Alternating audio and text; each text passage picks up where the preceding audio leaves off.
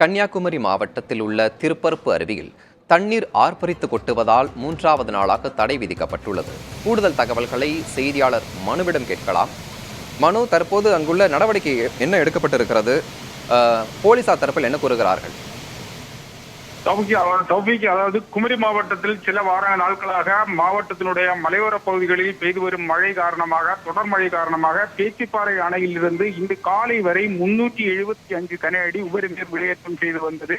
இந்த தண்ணீர் தான் திருப்பரப்பு நீர்வீழ்ச்சி வழியாக கொட்டி தாமிரபரணி ஆற்றில் செல்கிறது.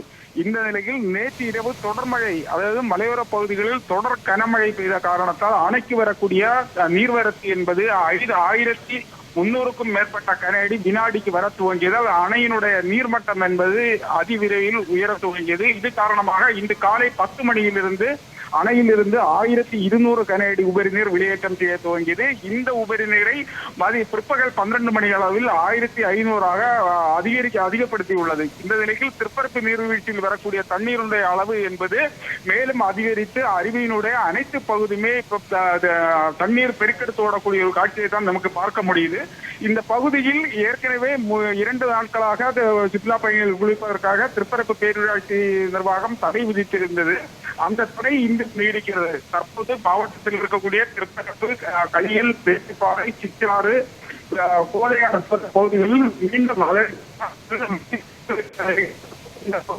பெய்ய துவங்கியுள்ளது. இந்த மழை துவங்கிய காரணத்தால் மேலும் திருப்பரப்பு அருவியில் சுற்றுலா பயணிகள் குளிப்பதற்கான தடை என்பது தொடர்ந்து நீடிக்கும். இந்த பகுதியில் பேரூராட்சி நிர்வாகத்தினுடைய பாதுகாவலர்கள் இந்த பகுதியில் பாதுகாப்பு பணியில் ஈடுபட்டுள்ளது. அதுபோல் களியல் காவல்துறையினரும் இந்த பகுதியில் சுற்றுலா பயணிகள் அருவி பகுதியில் போகாமல் இருப்பதற்கான அனைத்து நடவடிக்கையும் தற்போது எடுத்துள்ளது.